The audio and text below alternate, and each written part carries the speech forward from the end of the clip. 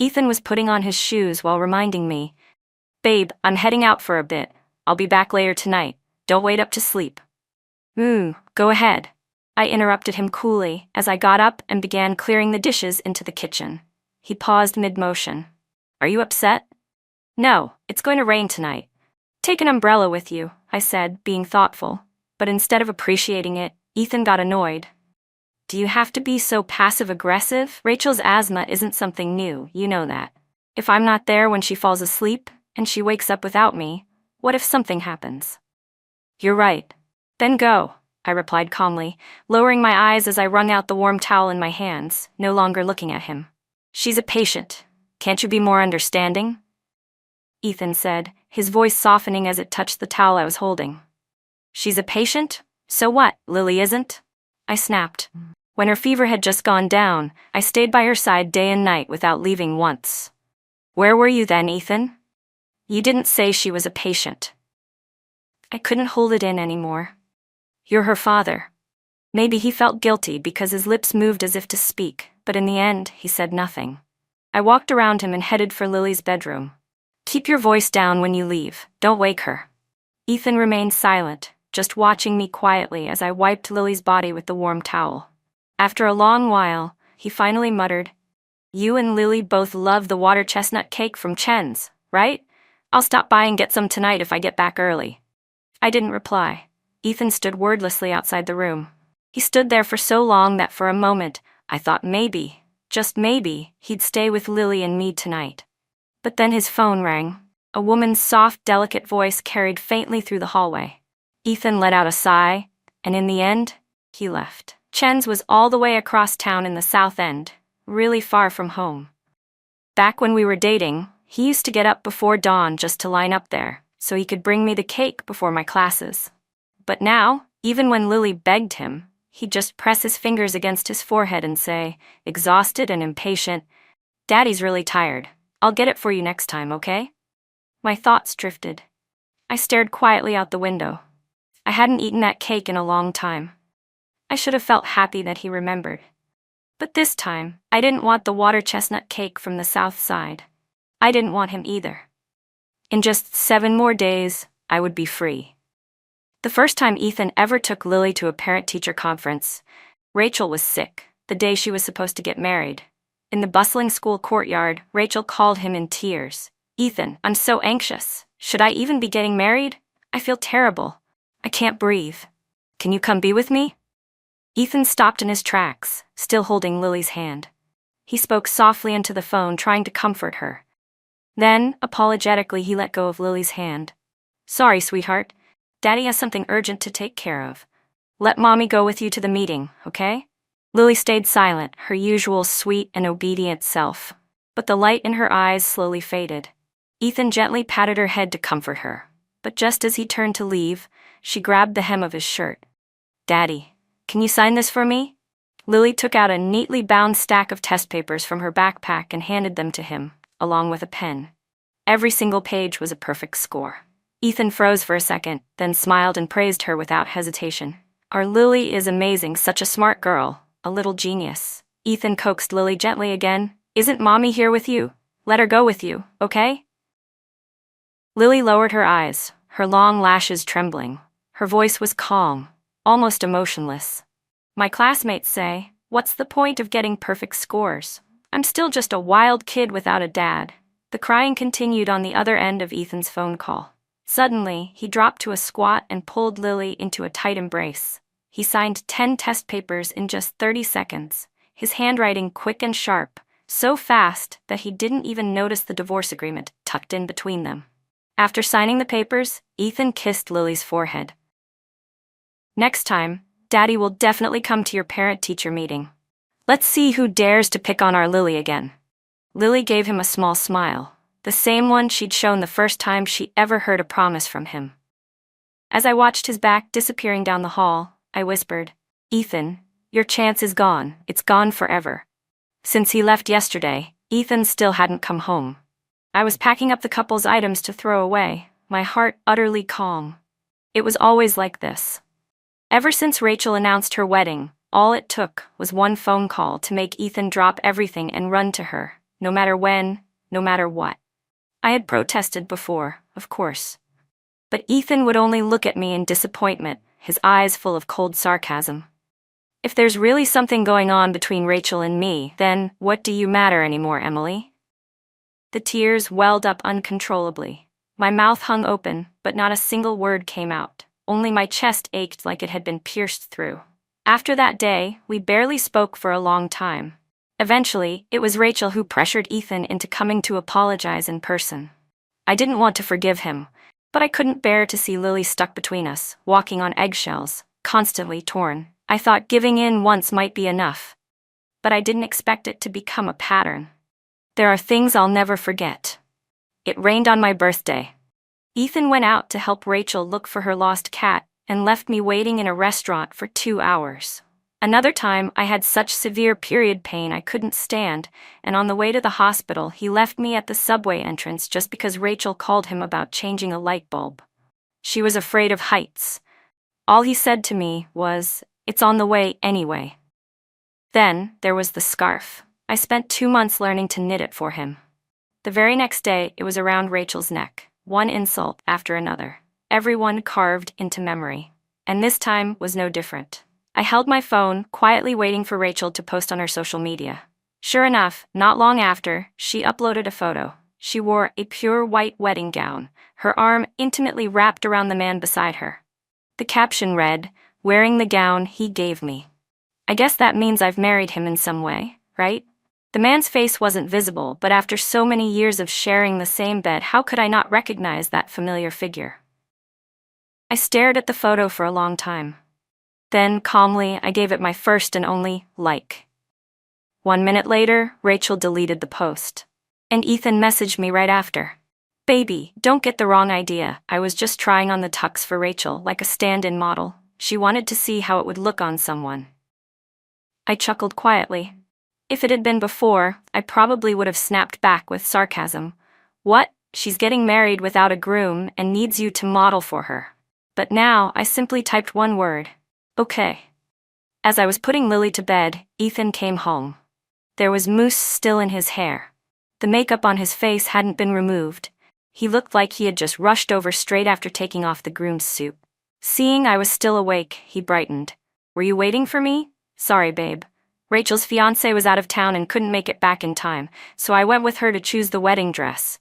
Just helped out, that's all. We only took one photo." He explained quickly, like he was afraid I'd misunderstand. I gave a soft, indifferent, I cut off his explanation. "I got it." Ethan froze. Seeing that I didn't show any reaction, he turned to leave, but then took a step back and grabbed my hand. A chill rushed through me, mingled with a faint scent of pastries. It was only then that I noticed the water chestnut cake he was holding. Snow was falling outside. His hair and eyelashes were dusted with frost and sweat. He looked like a pale ice sculpture, frozen stiff. Only the cake in his arms radiated warmth. "I lined up for this today. It's still warm." He opened the box, looking directly at me. I silently took it and placed it on the table without a word. "Thank you. Is there anything else you want to say?" His grip on my hand tightened. A dark haze crept into his eyes. Now that he was closer, I noticed the lipstick stain on the collar of his shirt. Bold, vivid, glaring red. I lifted my hand and calmly wiped it off. "Your shirt's dirty," I said. Ethan's expression darkened. His grip on my wrist became painfully tight, but he seemed oblivious to it. He stared at me with cold, burning anger. "You're not angry?" I looked at him steadily and pulled my hand free. "If there's nothing else, I'm going to bed." But suddenly, Ethan snapped. He pushed me hard against the wall, pinning me there. "Even playing hard to get has its limits. Isn't this what you wanted? To get my attention? Fine, I admit it, you win." With that, he leaned in. His kiss, laced with rage, fell on my cheek, then my neck. I gasped in shock, my mind going completely blank. But when I caught sight of that glaring red lipstick stain again, nausea and fury surged uncontrollably. My stomach churned. I covered my mouth, struggling with all my strength to break free. But the difference in strength between men and women was overwhelming. No matter how hard I pushed or shoved, Ethan held me firmly in place. When my resistance failed, I slowly stopped fighting. I slumped against the wall in despair, tears streaming uncontrollably from my eyes. Ethan finally stopped. He looked at my tears, now panicked and agitated. I saw confusion and fear flicker in his gaze. Pressing his forehead to the side of my neck, he spoke in a low, muffled voice. Emily, don't be like this. Don't be like what? I was the one being held down. I was the one being forced. What was he afraid of? The phone rang. It was Rachel. Again. Ethan stared at me as he picked it up. Rachel was crying, breathless, saying she was scared, but Ethan only kept his eyes on mine, his tone firm but his gaze begging. Stay with me, Emily. Just say the word. I think you should go, I said softly, looking away. Don't keep her waiting too long. Ethan looked at me, then let out a bitter laugh. His voice turned sharp. Fine, Emily. Very well. He threw the box of water chestnut cake to the floor and stormed out without looking back. The delicate pastries shattered into pieces across the ground. I stared at the mess, unable to stop the exhaustion from flooding my chest. He had forgotten that I used to beg him to stay, many, many times. All I ever got in return were accusations, that I was immature, making a fuss over nothing, cold, and unreasonable. But this time I was tired. I didn't want to beg him anymore. Now that I had become exactly what he always wanted, understanding, generous, considerate, why was he still so upset? Mommy. Lily's weak voice suddenly rang out. The moment I rushed into the bedroom, my pupils shrank in fear. Lily's face was pale. Lily's breathing was rapid, and her entire body began to convulse. She kept calling out, Mommy, unconsciously. My hands were shaking as I scooped her up, my mind going completely blank. Lily, what's wrong? Please don't scare Mommy. Don't scare me, baby. I was terrified. I reached out and felt her burning forehead. The fever was back. She needed to go to the hospital. Frantic, I fumbled for my phone and called Ethan. My voice already carried a trace of sobbing. Pick up, Ethan. Pick up the phone. I called 5 times in a row, all busy. I opened WeChat and sent him message after message. Pick up the phone. Lily's burning up. She's convulsing. Please come back and take her to the hospital. She can't wait anymore. Please, Ethan, come back. After a long wait, Ethan finally replied with a single voice message. His tone was cold and dismissive.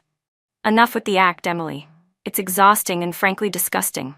Once you've overplayed the game, it stops being interesting. So all along, he'd thought this was just some game of cat and mouse I was playing. The phone slipped from my hand and shattered on the ground, along with the last bit of hope and denial I'd been clinging to. A deep chill spread through my chest. I held Lily tightly. All the panic, all the heartbreak, condensed into one thing: calm. I quickly wiped my tears away and dialed 911. By the time the ambulance sirens pierced the night, Lily had already lost consciousness. As I dashed barefoot downstairs, I stepped on shattered beer bottles. Blood-red footprints trailed all the way to the emergency room. I waited outside, barely able to stand from the pain that was now beginning to register. Time dragged on in agony. It felt so long, the pain in my feet had already gone numb. Then a message pulled me out of my daze. It was from Rachel. Her voice was as soft and sweet as always, with a hint of shy affection. Emily, I hope you don't mind me borrowing Ethan for a couple of days. It's my fault. I told him I was feeling anxious before the wedding, and he offered to take me around for a bit. He probably won't be back soon. I'm sorry to trouble you with taking care of Lily alone.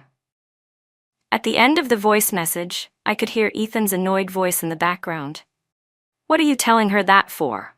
My grip on the phone tightened until my knuckles turned white. I looked up at the cold, blinding lights above the ER and fought to hold back the sting behind my eyes. Just as I was about to power off my phone, it rang again. It was my supervisor, Leon. Emily, great news. I secured the housing benefit for you, plus an elementary school admission spot. I heard there's a top specialist in North City who treats Lily's condition. Are you really not considering a transfer to our North City branch? It'll be tough, sure, but think about the future. I'll go, I cut her off. What? Leanne sounded caught off guard. I took a deep breath and, through my hoarse voice, repeated, Leanne, I'm willing to transfer to the South District office with you. Leanne was overjoyed, saying, great, 3 times in a row. After thanking her, I immediately went home and began packing. The house was empty. I opened Rachel's social media. Her latest post showed her location, a hotel in another city. Perfect. 5 days left. By the time they returned, the cooling-off period would be over. I looked around the home we had shared for 10 years. Everything, every corner, every detail, had been sorted and packed bit by bit over the past month. Now there wasn't much left to take.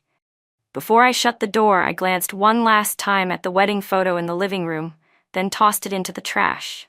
The moment I dropped the divorce papers in the mailbox, I couldn't even describe how I felt. Watching the crowd bustle past the airport security gate, I finally let out a long breath and boarded the plane to North City. Just then, my best friend Jenna sent a message. "Emily, major news. Rachel was never getting married. Everyone she hired was fake. She made the whole thing up to fool you." My eyes widened, and I gripped the armrest tightly. So it was true. Everything had been orchestrated by Ethan alone. A performance entirely of his own making. His intentions were crystal clear, but none of it had anything to do with me anymore. My hand slowly loosened its grip as I looked out the window at the sea of clouds. Whatever happened between the two of them, I didn't care. I wasn't concerned anymore. For once, Ethan was unusually quiet. He stood outside the fitting room, restlessly scrolling through his phone. Every time he went out with Rachel, he would flood me with calls and messages, so many it was suffocating. But this time, not a single word. He claimed Lily had a fever again and woke up in a panic, but he had seen with his own eyes that she'd fallen asleep peacefully. How could she suddenly be feverish again? It had to be another one of Emily's tricks. He admitted that, yes, her little act had shaken him a bit this time. But she should also know his patience had limits. He'd already given her a chance. Ethan's gaze landed on the last 3 messages Emily had sent.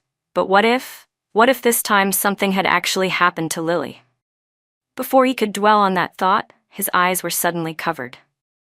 "Ethan, you're gonna love this surprise," Rachel whispered sweetly, gently covering his eyes and guiding him forward. Fireworks burst into the air. When he opened his eyes, he saw Rachel standing before him in a dazzling wedding dress, the long train sparkling with tiny crystals. Her face glowed with happiness as she held out a document. "Ethan, I'm so happy we can finally be together, openly, for real." Suddenly a tightness seized Ethan's chest. A creeping sense of dread crawled up his spine. "Ethan, Emily already signed," Rachel's words cut off. Ethan's eyes locked on the divorce papers in her hand. He snatched them away. "No way," he said in disbelief. He clutched the thin stack of pages tightly, hands trembling. "But your signature is right here," Rachel said softly. Ethan froze. Then it hit him. Lily's test papers. That day she had handed him a stack of perfectly scored sheets. Fury surged through him. Emily really had gone too far this time. She had the nerve to trick him like this. Wasn't she always playing games, throwing tantrums to get his attention? Wasn't she always trying to outshine Rachel in his heart? Fine. If that's what she wanted, he'd give it to her. He raised his hand and tore the divorce papers to shreds, the pages scattering like confetti. He turned and stormed out. "Ethan, where are you going?" Rachel cried, grabbing his arm. Ethan yanked free without looking back. "To find my wife." Rachel, unable to stop him, shouted desperately behind him. "She already wants a divorce. What kind of wife is that?" Ethan, look at me. I'm still wearing the wedding dress you picked out for me. Don't you want to marry me?" He halted in his tracks, then slowly turned back, expression blank. "That's just your fantasy," he said coldly. "I've only ever seen you as a sister." But Rachel refused to believe it. "Then why were you so good to me? Why did we take wedding photos? Why did you come with me to the hotel? Are you really saying you don't feel anything for me?" Tears streamed down her face, but Ethan suddenly fell silent. He believed he'd done nothing wrong. Nothing inappropriate had ever happened between him and Rachel. Even that lipstick mark, he told himself it must have been accidental, from when they were changing outfits. But if Rachel misunderstood, then what about Emily? How devastated must she have been? For the first time, regret pierced Ethan's heart. He started walking faster. Rachel lifted the hem of her dress and ran after him in tears. "Ethan, come back, Ethan." But Ethan didn't stop. He didn't have time to figure out why Rachel had faked an entire wedding to trick him. His mind was filled with only one thing. He had to get to North City and bring Emily back. He had to make her understand. She was his wife, and she had to remain his wife, for life. At that moment, Emily picked up a call from Ethan. Just as Lily was wheeled into the operating room, I glanced at my phone and hung up the call. But Ethan didn't let it go. He kept calling, one after another. Leanne was sitting outside with me. He already knew everything that had happened. When he saw Ethan's name flashing on my screen, he rolled his eyes. "I'm telling you, don't you dare go soft now," he warned. "Men like him, they're shameless. They'll do anything to trick you into coming back. Don't fall for it." I gave a faint smile and shut my phone off. "Don't worry, I won't." Leanne turned to stare at the doors of the operating room, puzzled. "I heard this specialist just returned from overseas. Really hard to book. I was getting ready to call in favors to get you in, but the moment they heard your name, they accepted the case right away. Do you know him?" I was completely at a loss. "I thought you were the one who helped arrange it?" Leon looked just as confused. But that confusion didn't last long. The door of the operating room opened, and a man in a white coat walked out. Calm and clear-eyed, he extended a hand to me. "It's been a long time, Emily." I looked into his eyes, his face, and reached out my hands slowly. It felt like a lifetime ago. "Yeah, it really has, Ethan." This man, Ethan Shi, was the son of my high school literature teacher, and he was also my ex-boyfriend. Even back then, he had been the kind of person people called a prodigy. Like many teachers, my literature teacher loved to talk about his child in class, how mature he was, how exceptional, how proud he made his parents. Once, a bold girl had asked in class, "Is your son handsome, sir?" Someone beside her laughed and said, "His son is that senior Ethan Shi in grade 12. Don't you know?" The girl blushed before they even finished the sentence. Ethan Shi. I twirled my pen in class, thinking not about the honor roll photo of his face that had been touched and worn down, but about the glaring row of test scores beneath it. Later, we both got into the same university. I hadn't expected him to even remember me. "You're Emily, right? The one who was like a cheat code back in sophomore year? My mom used to talk about you all the time." I was both flattered and not surprised. After all, I had always been the so-called model student in my parents' eyes. Naturally talented people recognized one another. Eventually, we ended up together. He was kind, gentle, and reasonable, courteous, and self-controlled. He never crossed boundaries. That sense of restraint made me feel safe, but also distant. To others, we were the perfect couple on campus. Everyone said he adored me, but I never truly felt it.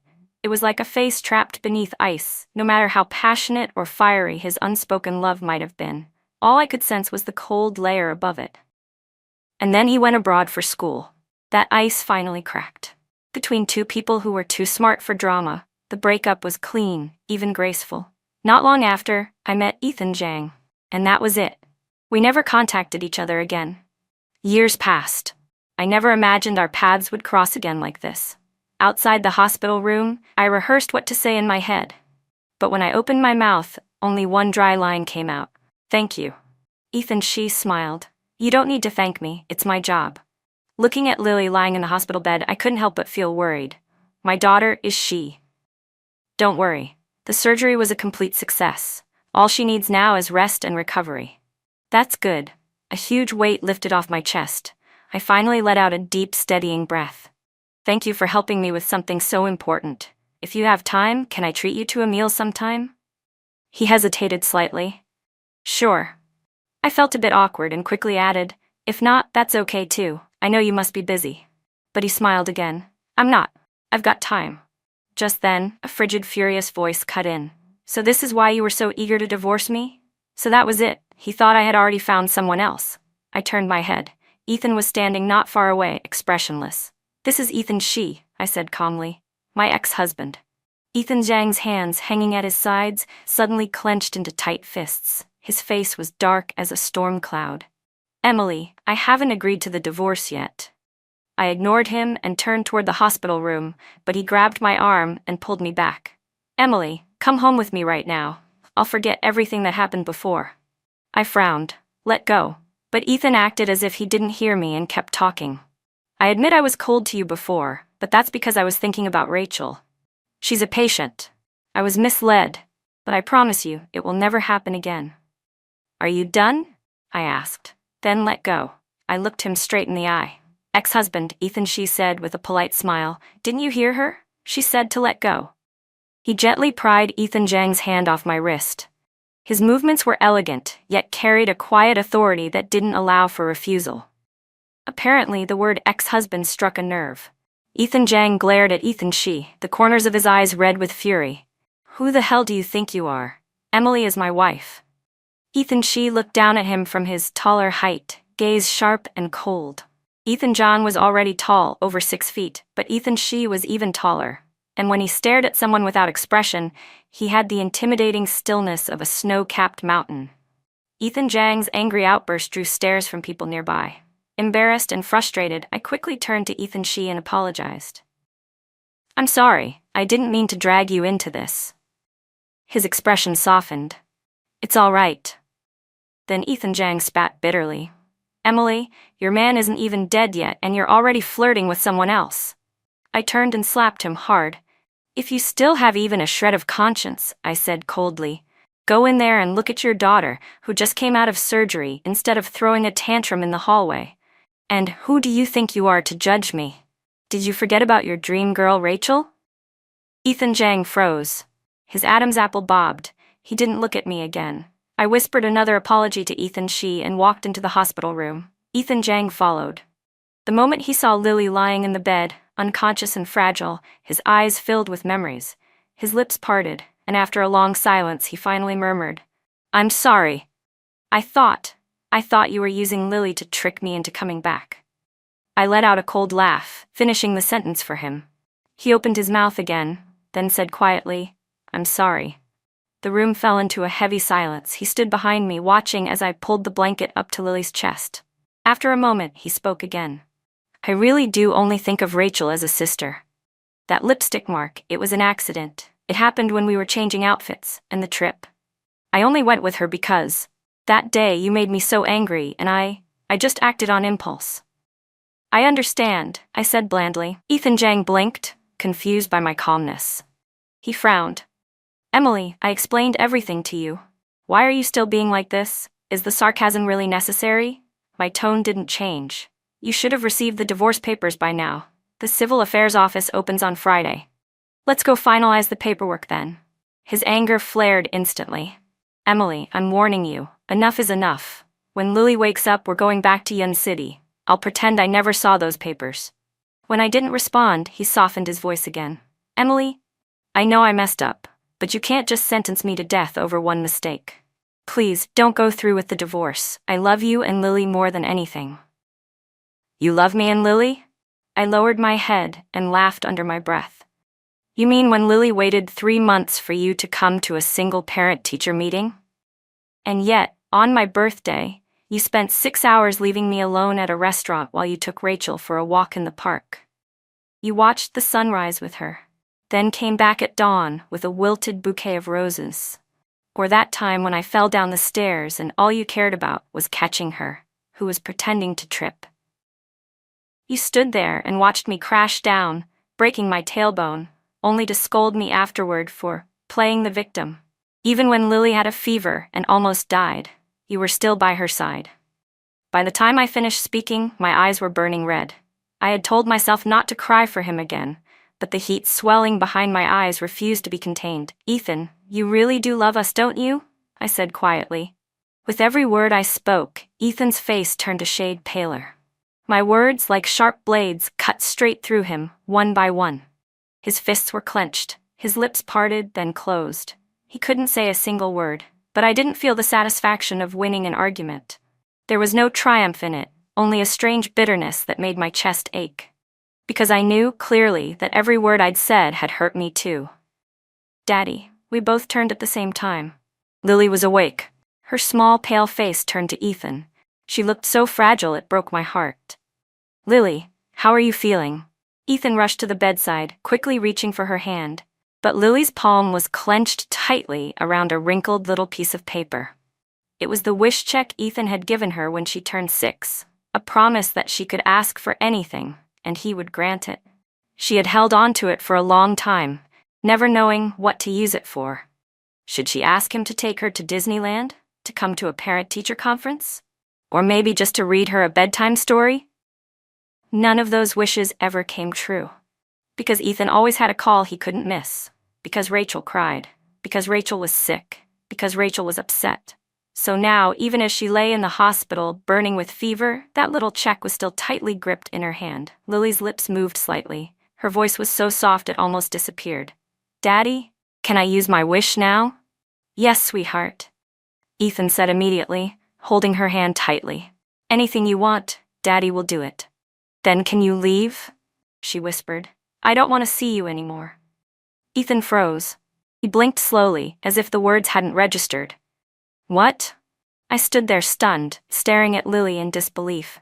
"My wish," she said softly, "is for you to go. I don't want to see Mommy cry anymore. I don't want to hear you both fighting. I just want Mommy to live happily again, without being sad because of you. Please, Daddy, don't make her cry anymore." The color drained from Ethan's face. He stood there like a lifeless sculpture, rooted to the floor. That tiny piece of paper suddenly weighed more than a mountain. It crushed the air out of his lungs. "Okay, Daddy will listen," he said hoarsely, forcing a stiff smile onto his face. Then he turned and walked away with slow, heavy steps. I couldn't hold back anymore. I wrapped my arms around Lily and sobbed quietly. In the days that followed, Ethan canceled all his work appointments and visited the hospital every day. He brought Lily the Lena Bell plush she'd always wanted. He brought me blue roses, my favorite. He stopped wearing suits, took off his watch, Pliz D, and started cooking my favorite dishes himself. It was like he was trying to make up for every moment he had failed us over the years. But he never mentioned the divorce again.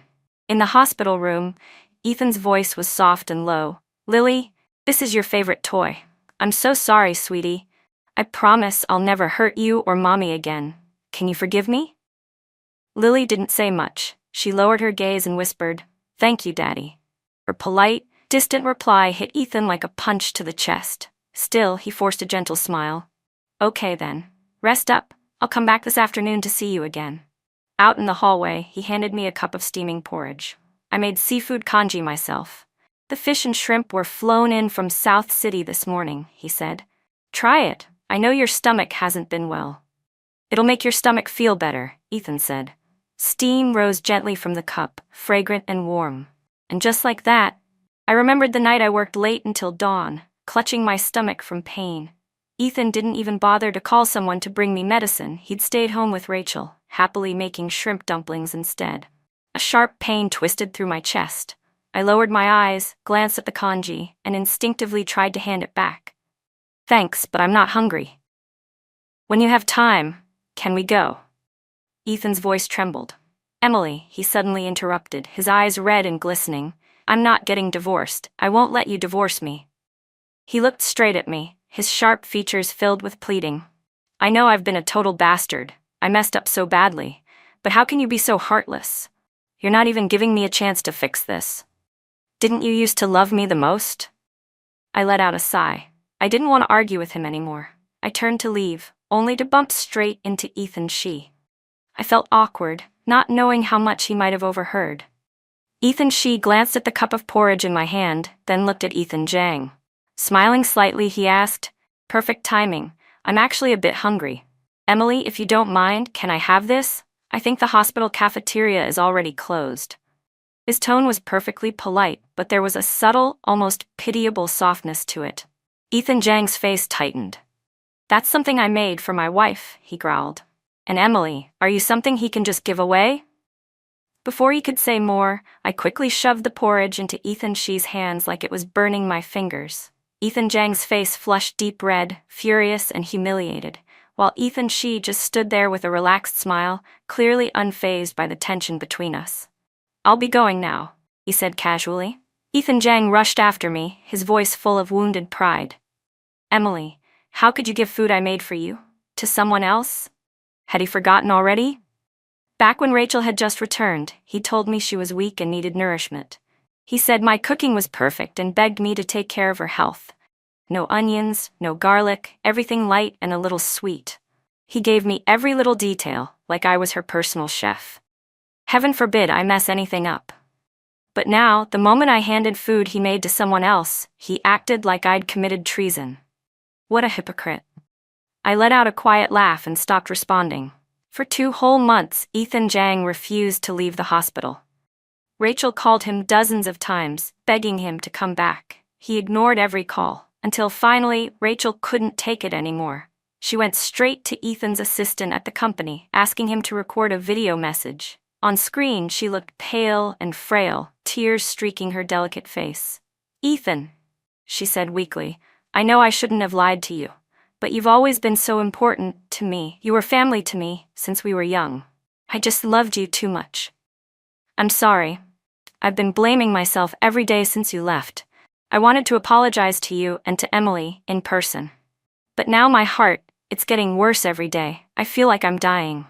I'm not asking for you to love me. I'm not even asking you to accept my apology. I just want to see you one last time. Can you please come back?" Ethan Jang turned away from the screen, his jaw clenched, hands trembling, then loosening again. I sat beside Lily, silently peeling an apple. I said nothing. The silence between us was stifling. Finally, he gritted his teeth. "Emily, wait for me." I didn't stop peeling, but the thin strip of skin broke halfway through. Before leaving, Ethan swore, This will be the last time. Once it's over, I'll come straight back." "All right," I said with a small nod and a smile, closing the hospital room door behind him.